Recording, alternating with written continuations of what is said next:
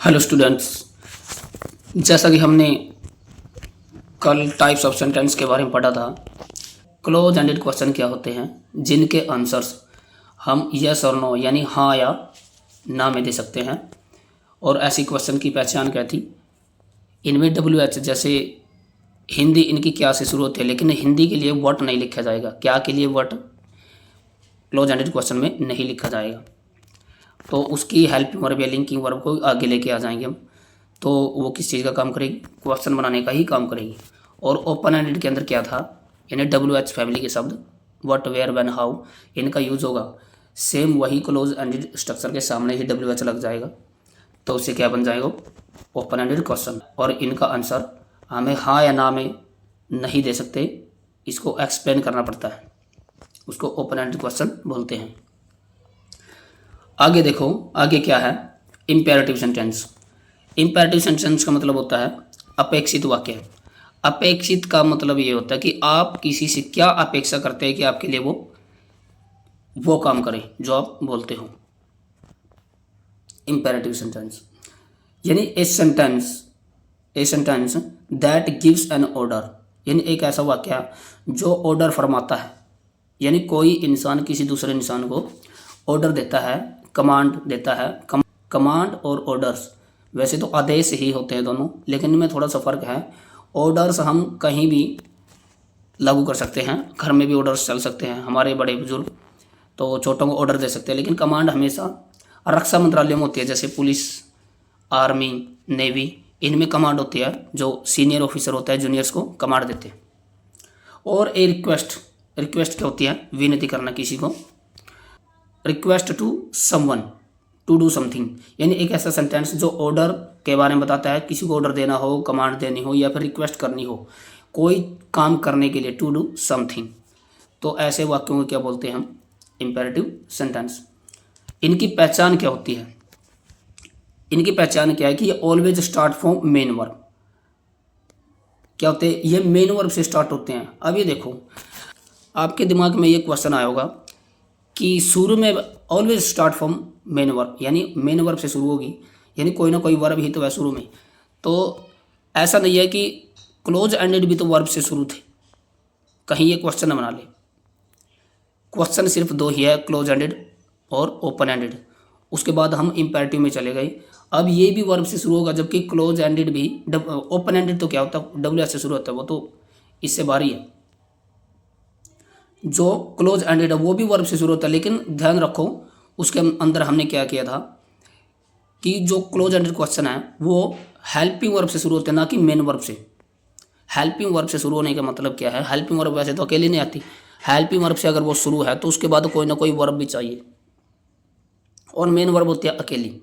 और एक और पहचान है कि हेल्पिंग वर्ब सिर्फ तीन ही तो होती है, डू, बी और हैव की फॉर्म्स, उसकी भी पहली और दूसरी फॉर्म्स, डू, बी, हैव, यही हेल्पिंग वर्ब होते हैं। मॉडल्स भी होते हैं, लेकिन मॉडल्स में पढ़ेंगे हम डू, बी, हैव। लेकिन इसके अंदर डू, बी, हैव को छोड़कर हो सकता है डू, बी, हैव हो उसके अंदर, लेकिन वो अकेली वर्ब ही होगी। जैसे डू योर वर्क, अपना काम करो, तो क्या होता है? ये हमेशा मेन वर्ब से शुरू। जैसे open the door, open do, be, have में से नहीं है, तो ओपन अपने में मेन वर्ब है। ऐसे वाक्यों को हम किस में रखते हैं? इंपेरेटिव सेंटेंस के अंदर। Always start from main verb. Always contains verb की बेस फॉर्म। अब ये देखो, ये क्या है? ये अलग से वर्ब नहीं है, ये इसी मेन वर्ब को बोला गया कि जो शुरू में आप वर्ब लिखते हो, जैसे ओपन द डोर। नीचे एग्जाम्पल आएंगे, जैसे हम लिखते हैं ओपन द डोर, तो जो ओपन है अपने आप में बेस फॉर्म है। अब याद करो, बेस फॉर्म और फर्स्ट फॉर्म में क्या अंतर था? बेस फॉर्म वो होती है जिसके साथ हमने एस ई एस नहीं लगाना है, कुछ भी नहीं लगाना, आई एन जी कुछ भी नहीं लगाना है। तो अपने जैसे ओपन है, ओपन द डोर बोलते हैं हम, ओपन्स द डोर नहीं बोलेंगे हम, क्योंकि ओपन्स क्या है? वर्ब की फर्स्ट फॉर्म। ओपन क्या है? बेस भी है और फर्स्ट भी है। तो इसको हम ये नहीं बोल सकते कि वर्ब की फर्स्ट फॉर्म से स्टार्ट होते हैं, जैसे ओपन द डोर नहीं। हम इसको बोलते हैं, हम इसको बोलेंगे वर्ब की बेस फॉर्म से स्टार्ट, क्योंकि ओपन्स द डोर नहीं हो सकता कभी भी। Open the door, do your work, give me one glass of water, ये सभी बेस फॉर्म से स्टार्ट होते हैं। यानी जो मेन वर्ब आप लिखोगे, ये कहना चाहता है कि जो भी मेन वर्ब आप शुरू में लिखोगे वो बेस फॉर्म के रूप में ही लिखनी पड़ेगी। हम ये नहीं बोल सकते opening the door, open the door, opens the door, तो हमेशा ये किससे शुरू, इसका भी रीजन है, बाद में पता चलेगा कि ये ओपन्स से क्यों नहीं स्टार्ट होता, फर्स्ट फॉर्म से क्यों नहीं, सेकंड थर्ड फॉर्म से क्यों नहीं स्टार्ट होता। ऑलवेज इन प्रेजेंट टेंस, अच्छा ये कहना चाहता है कि जो इम्पेरेटिव सेंटेंस होते हैं हमेशा प्रेजेंट टेंस में ही लिखे जाते हैं। प्रेजेंट टेंस का मतलब हम इसको पास्ट में नहीं लिख सकते। ओपन हम इसके लिए यूज नहीं कर सकते, जैसे ओपन द डोर, ना ही हम ओपन्स द डोर बोल सकते हैं, ना ही हम ये बोल सकते विल ओपन द डोर, यानी फ्यूचर में भी नहीं यूज कर सकते हम इसको, पास्ट में भी नहीं, ये सिर्फ प्रेजेंट में यूज किए जाते हैं। जो हम बेस फॉर्म यूज करते हैं, बेस फॉर्म फर्स्ट फॉर्म उसका दूसरा नाम है, तो ओपन अपने आप में प्रेजेंट वर्ब है, तो इस करके सारे सेंटेंस ये प्रेजेंट में ही बोले जाएंगे। अब देखो इसके बाद एग्जाम्पल, ओपन द डोर, देखो मेन वर्ब, ये open the door main verb है क्योंकि इससे पहले कोई हेल्पिंग वर्ब ही नहीं है, तो एक ही वर्ब है तो ये मेन वर्ब है। बिकॉज ऑफ सिंगल वर्ब, ये देखो एक सिंगल वर्ब होने की वजह से ये मेन वर्ब है। क्लोज द विंडो, ऊपर क्या है, ओपन द डोर, दरवाजा खोलो, क्लोज द विंडो, खिड़की बंद करो, कम हेयर, यहाँ पर आओ, give me 1 glass of water, मुझे पानी का 1 गिलास दो। अब ये देखो ये सारे जो सेंटेंस है वो मौके पर बोलने वाले हैं, यानी ये जैसे कि ऑर्डर दे रखे हैं, ओपन द डोर, दरवाजा खोलो।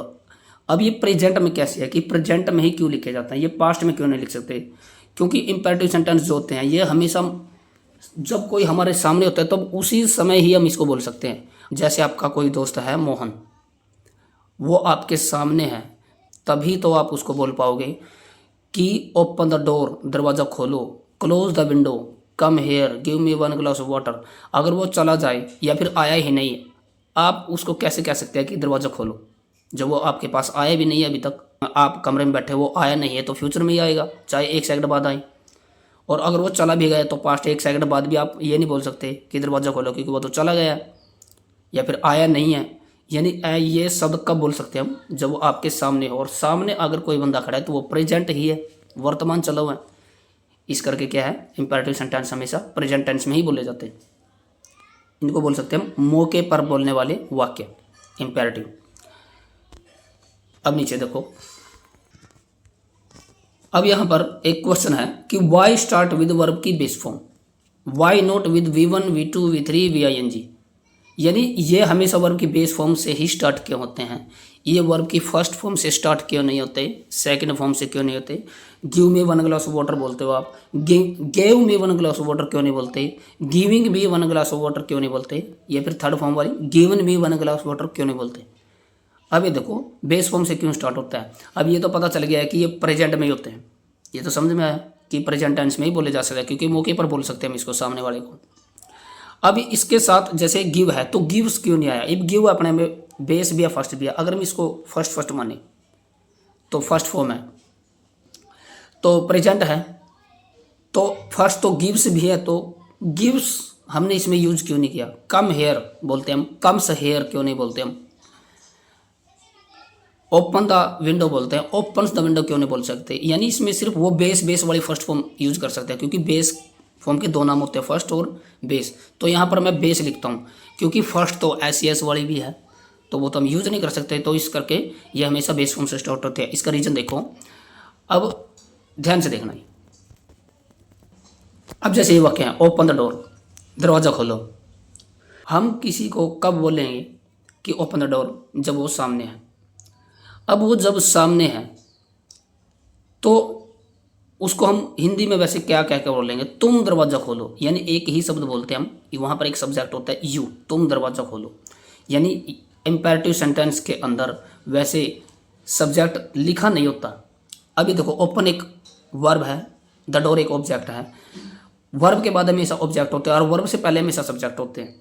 असर्टिव सेंटेंस के अंदर सब्जेक्ट हमेशा वर्ब से पहले आता है और ऑब्जेक्ट वर्ब के बाद आता है। अब ये हमेशा बेस फॉर्म से ही क्यों स्टार्ट होते हैं, why start with base form. अब देखो हर एक सेंटेंस के अंदर क्या होता है, वैसे असर्टिव सेंटेंस जिसको बोलते हैं हम, सब्जेक्ट पहले होता है, वर्ब बाद में होती है, यानी हेल्पिंग वर्ब मेन वर्ब दोनों ही हो सकती है, हेल्पिंग वर्ब पहले मेन वर्ब बाद में, और सबसे लास्ट में होता है ऑब्जेक्ट। यानी वर्ब से पहले होता है, पहली वर्ब से पहले होता है सब्जेक्ट और लास्ट वर्ब के बाद होता है ऑब्जेक्ट। अब यहाँ पर तो शुरू में ही वर्ब है, इसका मतलब इसमें तो सब्जेक्ट ही नहीं है, क्योंकि सब्जेक्ट तो वर्ब से पहले आता है। और इसके बाद में दे रखा है द डोर, तो ये तो ऑब्जेक्ट है, क्योंकि वर्ब के बाद ऑब्जेक्ट होता है, सब्जेक्ट तो है ही नहीं है। अब बेशक से इम्पेरेटिव सेंटेंस के अंदर सब्जेक्ट लिखा नहीं गया है, लेकिन उसके अंदर सब्जेक्ट होता है, लेकिन वो हिडन होता है। हिडन का मतलब छुपा हुआ होता है। अब इसमें एक ही सब्जेक्ट होता है, इम्पेरेटिव सेंटेंस के अंदर एक ही सब्जेक्ट होता है, सिंगल सब्जेक्ट क्या होता है, यू, बस एक ही सब्जेक्ट होता है, यू। अब देखो यू कैसे है, जैसे जैसे सामने वाला हमारे सामने खड़ा है, हम उसको बोलते हैं ओपन द डोर, दरवाजा खोलो। यहाँ पर क्या छुपा होता है, यू। यहाँ आगे क्या छुपा है सबके, you. You open the door, तुम दरवाजा खोलो। यू क्लोज द विंडो, तुम खिड़की बंद करो। You come here, you come here, तुम यहाँ पर आओ। You give me one glass water, तुम मुझे पानी का गिलास दो। यानी हर एक जगह इसके अंदर हर एक सेंटेंस से पहले क्या लिखा होता है, यू, लेकिन वो छुपा दिया जाता है। पता क्यों? क्योंकि जो भी हमारे सामने होता है तो उसको यू कहने, तुम कहने की जरूरत क्या है, जब हम उसकी तरफ देखकर उसके साथ बात कर ही रहे होते हैं, जो भी ऑर्डर देना है, रिक्वेस्ट करना है, तो उसके सामने उसकी आंखों में आंखें डालकर हम बात कर ही रहे हैं, तो उसको तुम कहने की क्या जरूरत है, उसको पता ही है कि वो तुम्हें ही बोल रहा है।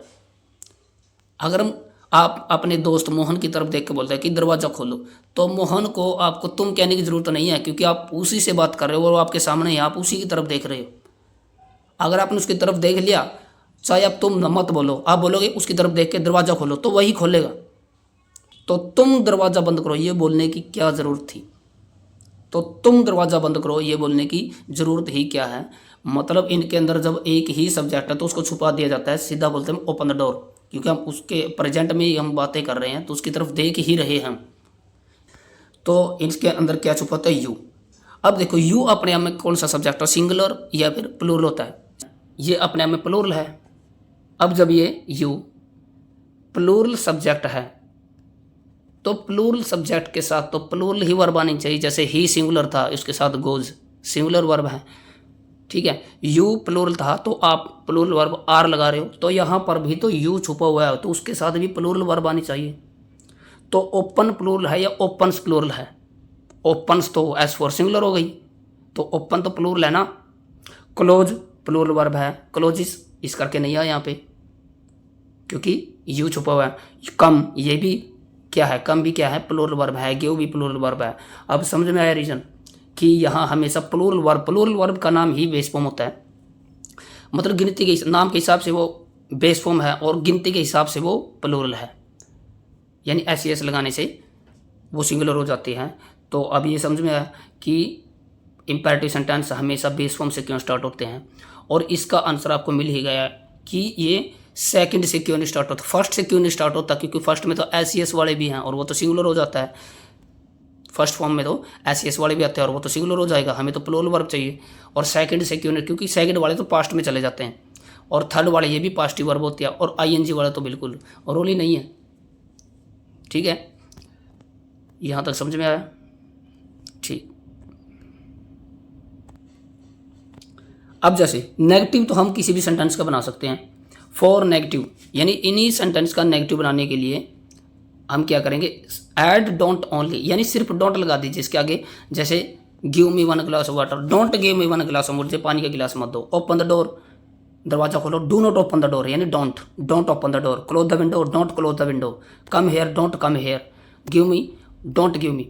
अब देखो ये बोले कि डोंट लगाने से क्या हुआ, डज क्यों नहीं आया? वही रीजन है जो अब बता के हटा हूँ कि वहाँ पर भी यू छुपा हुआ है। तुम दरवाजा मत खोलो, you do not open the door, तो यू छुपा दिया, तो डू अपने आप में क्या है, प्लूरल वर्ब है, तो यू के साथ तो प्लूरल ही चलेगी।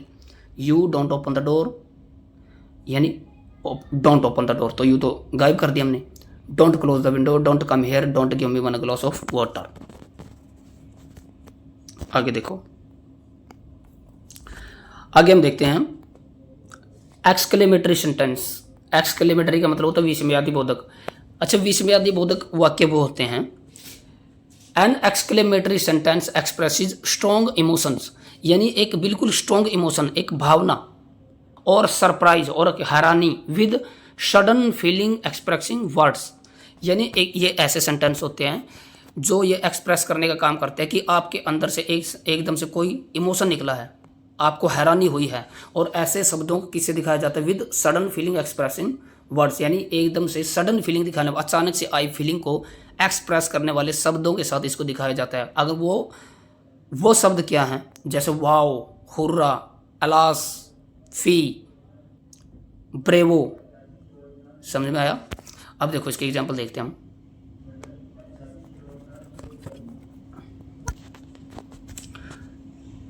It always ends with an exclamation mark, यानी इसको किससे डिनोट करते हैं? यानी इन शब्दों के बाद जो एक्सप्रेसिंग शब्द होते हैं, ये वर्ड्स होते हैं एक्सक्लेमेशन वाले, इनके लास्ट में क्या लिखा जाता है? ये, यानी इन शब्दों के लास्ट में, ना कि पूरे सेंटेंस के लास्ट में। तो वाओ किसको दिखाता है? सरप्राइज को, या फिर खुशी को बोल सकते हैं हम। व्हाट अ ब्यूटीफुल पेंटिंग, कितनी सुंदर पेंटिंग है। आउच किसके लिए यूज किया जाता है? एकदम से आपको पेन, मतलब कोई चीज़ चुभ जाए, या पेन कुछ भी छोटे प्रकार का पेन के लिए हम आउच यूज करते हैं। Don't stuck me the pin, ouch, यानी हम जैसे एकदम से बोलते हैं ना, उई, don't stuck me the pin, मुझे पिन मत चुभाओ। अलास, ही हैड डाइड, हाय, अलास का मतलब होता है हाय, ये ज़्यादा दुख के लिए यूज किया जाता है। आउच छोटे मोटे दुख के लिए, माइन्यूट से दुख के लिए, और ज़्यादा दुख के लिए, बड़े आघात के लिए अलास यूज करते हैं। मोर पेन, ही हैड डाइड, वह मर गया। हाय, वह मर गया। हुर्रा, जो खुशी आनंद के लिए, हुर्रा, हुर्रे, यानी क्या बोलते हैं हम? अरे वाह, we have won the match, हमने मैच जीत लिया है। ब्रेवो होता है बहादुरी के लिए, मतलब शाबाश बोलते हैं हम इसको, शाबाश, वेल डन बॉयज, बहुत अच्छा लड़कों। Fie a soldier and afraid of dying, इनको फी यानी इसको बोलते हैं डिस्गस्टिंग, घृणित शब्द है। छी बोलते हैं, छी, यानी fie a soldier and afraid of dying, fie a soldier and afraid of dying, यानी छी, एक फौजी होकर मरने से डरते हो। व्हाट अ लवली पिक्चर, अब ध्यान से देखो इन सभी शब्दों के, अब देखो व्हाट अ लवली पिक्चर के बाद में ये लगा रखा, इसके सबसे लास्ट में लगा रखा, जबकि इनके तो वर्ड्स के बाद था। देखो ब्रेवो के बाद है ये साइन ऑफ एक्सक्लेमेशन, इसको बोलते हैं साइन ऑफ एक्सक्लेमेशन, यानी ये साइन ऑफ एक्सक्लेमेशन हर एक शब्द के बाद लगे हुए हैं। ध्यान से देखो, एलास के बाद है, हुर्रा के बाद है, एलास के बाद है, ब्रेवो के बाद है, फी के बाद है, लेकिन इसके अंदर क्या है? व्हाट ए लवली पिक्चर सबसे लास्ट में लगा रखा है, क्योंकि व्हाट के बाद हम नहीं लगा सकते। इसका रीज़न ये है, ध्यान से देखो, कि जब तक पूरा सेंटेंस नहीं पढ़ेंगे हमें ये फीलिंग नहीं आए कि वो किस लिए लगाया गया, सरप्राइज है, डिस्गस्टिंग है, या फिर खुशी है। अब ध्यान से देखो, अगर आप ये बोलते हैं अलास, हाय, अगर यही शब्द शुरू में बोलते हो हाय, तो सामने वाला समझाएगा कि कोई दुख की बात होगी ज़रूर, तभी तो हाय बोला गया। ये तो है नहीं कि खुशी की बात और हम हाय बोलेंगे। हुर्रा का मतलब होता है अरे वाह, तो सामने वाला ये बात सुनने से पहले कि मैं जीत लिया, ये समझ जाएगा, उसके दिमाग में आएगा कि कोई खुशी की बात बोलने वाला है। शाबाश, कोई बहादुरी का काम किया होगा, इसलिए कुछ ना कुछ ऐसा ही बोलने वाला है, तो आपने बोला होगा वेल डन बॉयज। फिर इनको छी, तो अगले वाला समझ जाएगा कि कुछ घृणा वाली बात बताने वाला है। लेकिन इसके अंदर देखो, अगर हम ऐसा बोलते हैं कि व्हाट के बाद लगा दिया, व्हाट से तो पता ही नहीं चलता कि कैसी बात बोलने वाला। व्हाट का मतलब तो क्या होता है? कितना होता है, मतलब कितनी, क्या कितनी, तो ये तो पता ही नहीं चलेगा कि वो कौन सी बात बताना है, कैसी फीलिंग वाली, कैसे इमोशन देने वाला है। तो इसका पूरा सेंटेंस सुनने के बाद ही हमें ये बता सकते हैं कि वो सच में हैरानी वाला था, खुशी वाला था, या फिर सरप्राइज वाला था। तो क्या बोलते हैं, सरप्राइज वाला या फिर दुख वाला था। तो व्हाट ए लवली पिक्चर, कितनी लवली पिक्चर है, तो सरप्राइज के लिए है, सबसे लास्ट में लगा दिया। अब ऐसा ही है यहाँ पर, how tall the building is, इनको कितनी से हम पता नहीं लगा सकते, तो हाउ टॉल, वो कितनी लंबी बिल्डिंग है, तो पूरा सेंटेंस के बाद ही लगाना पड़ेगा। इतना समझ में आया? आगे देखते हैं ऑप्टेटिव सेंटेंस। ऑप्टेटिव सेंटेंस का मतलब है इच्छावाचक वाक्य है, यानी ऑप्ट है, ये ऑप्ट शब्द से मिलकर बना। ऑप्ट का मतलब होता है ऑप्शन, यानी विकल्प, यानी आपके पास इन सेंटेंस के अंदर दो विकल्प होते हैं। दो विकल्प का मतलब या तो आप उसके लिए अच्छी दुआ मांग सकते हो या फिर बुरी, दो ही विकल्प होते हैं, इसलिए इसको ऑप्ट बोलते हैं हम, ऑप्टेटिव सेंटेंस। इच्छा, आपकी इच्छा है, उसके लिए आप भगवान से अच्छी कामना भी कर सकते हैं और बुरी भी कामना कर सकते हैं, बीच वाली कोई फीलिंग नहीं होती इनसे। ये देखो, the sentence is which expresses A wish जो इच्छा को दिखाता है, ब्लेसिंग आशीर्वाद को, कर्स श्राप को यानी अभिशाप को, और अदर सिमिलर सेंटिमेंट यानी ऐसे ही कोई दूसरी ऐसी ही भावनाओं को व्यक्त करता है। इन्हीं प्रकार की सिमिलर ऐसी ही भावनाएं यानी जो इच्छा जैसी हैं, आशीर्वाद जैसी हैं, कर्स जैसी हैं, अभिशाप जैसी हैं, ऐसी ही इच्छाओं को ये दिखाने का काम करता है। It often uses word like may, wish, long यानी इसमें ज़्यादातर कैसे वर्ड यूज करते हैं? सबसे ज़्यादा तो मे यूज होता है इसके अंदर, विश भी हो सकता है, लॉन्ग भी हो सकता है। टू कन्वे दिस फीलिंग यानी इस फीलिंग को कन्वे करने के लिए, दिखाने के लिए हमें मे, विश या लॉन्ग जैसे शब्दों का यूज किया जाता है। It also contains this sign यानी इसके अंदर भी वही साइन होता है जो हमने ऊपर sign of exclamation exclamatory sentence में किया था, लेकिन इसका ये ऑप्टेटिव में चले जाते हैं क्योंकि इसमें हम भगवान से कुछ मांग रहे होते हैं। ज़्यादातर तो भगवान की तरफ ही जाता है, जैसे मे यू लिव लॉन्ग, भगवान करे आपकी आयु लंबी हो। But in the end of sentence ये कह रहे हैं कि उसमें तो हर एक शब्द के बाद लगा रखा था, एक दो शब्द थे व्हाट वाले और हाउ वाले जो सबसे लास्ट में थे, लेकिन इनके तो सबसे लास्ट में ही ये साइन लगेगा, ये तो फिक्स है। अब देखो इसके सेंटेंस एग्जाम्पल देखते हैं। May you have a wonderful day, may you have a wonderful day ये विश या फिर ब्लेसिंग को दिखा रहा है कि मैं चाहता हूँ कि आपका दिन अच्छा निकले। तो may you have a wonderful day यानी भगवान करे आपका दिन अच्छा रहे। आई विश मेरी इच्छा है यानी आई विश का मतलब होता है काश, काश से पता चलता है कि हम कोई इच्छा जाहिर कर रहे हैं। काश you all the best, I wish you all the best on your new job यानी मेरी इच्छा है यानी मैं ये कामना करता हूँ कि आप एक अच्छी जॉब पर हो। मे the force be with you ये कह रहे कि ब्लेसिंग ये आशीर्वाद है कि बल आपके साथ रहे, ठीक है। यानी ये सारी चीज़ें मांग किससे रहे हम? अब कोई इंसान तो ये काम कर नहीं सकता, अब हम कहते कि भाग्य आपका साथ दे, तो ये हमेशा उस फीलिंग को कन्वे करता है कि जो ये काम करने का श्रेय जाता है वो प्रकृति को जाता है, भगवान को जा सकता है। तो आई विश मेरी इच्छा है यानी इच्छा हम मांग रहे हैं। I wish I could travel the world कि काश मैं पूरे संसार को घूम पाता, ट्रैवल कर पाता, यानी भगवान अगर चाहे तो मैं ऐसा कर सकता हूँ। लॉन्ग लिव द किंग यानी ब्लेसिंग आशीर्वाद दे रहा है कि भगवान करे राजा जिंदा रहे। May God bless you blessing prayer बोलते हैं, जैसे हम बोलते थे God bless you, may God bless you. अभी देखो एक बच्चे ने क्वेश्चन किया था, उसका क्वेश्चन था कि सर गॉड जब सिंगुलर है, गॉड्स प्लूरल होता है, गॉड जब सिंगुलर है तो उसके साथ तो सिंगुलर वर्ब आनी चाहिए, तो गॉड के साथ हम ऐसा कैसे बोल सकते हैं कि God bless you, God bless you भगवान तुम्हें आशीर्वाद दे, यानी गॉड अपने में सिंगुलर तो उसके साथ सिंगुलर वर्ब आनी चाहिए। अब यहाँ देखो जो ब्लेस लिखा हुआ है ये अपने आप में प्लूरल वर्ब है। अब ये ना सोचो ना किसके बाद ऐसा लगा तो रखे हो, वो तो इसकी स्पेलिंग है खुद की, ये तो इसकी स्पेलिंग है। वैसे तो राकेश नाम है उसके बाद भी ऐसा है, ऐस की आवाज़ आ रही है, ठीक है। तो ये ब्लेस है, ये तो इसी का ही है, यानी इसका सिंगुलर बनाने के लिए हम कैसे लिखना पड़ेगा, इसको ब्लेसिस करना पड़ेगा, ब्लेसिस यानी ई एस लगा दिया इसके बाद तो ब्लेसिस, तो ये सिंगुलर है, जबकि गॉड तो सिंगुलर है और ब्लेस इसके साथ प्लूरल वर्ब कैसे ठीक हो सकती है सर? और गॉड ब्लेस यू बोलते हैं, हाँ यही होता है, आपको पता है कि गॉड ब्लेस यू बोलते हैं। तो इसका आंसर देखो, जो ये सेंटेंस बोलते हैं गॉड ब्लेस यू, अपने आप ये इनकम्प्लीट सेंटेंस है, यानी पूरा सेंटेंस नहीं बोला जाता। असल में क्या होता है, मे गॉड ब्लेस यू होता है, न कि गॉड ब्लेस यू, यानी गॉड ब्लेस यू गलत है, गॉड ब्लेसिस यू भी गलत है, होता तो गॉड ब्लेस यू है लेकिन उसके अंदर मे छिपा होता है, इसी करके मतलब जब हम उसको बोलते हैं तो मे छुपा के बोला जाता है गॉड ब्लेस यू, जबकि पूरा सेंटेंस होता है मे गॉड ब्लेस यू।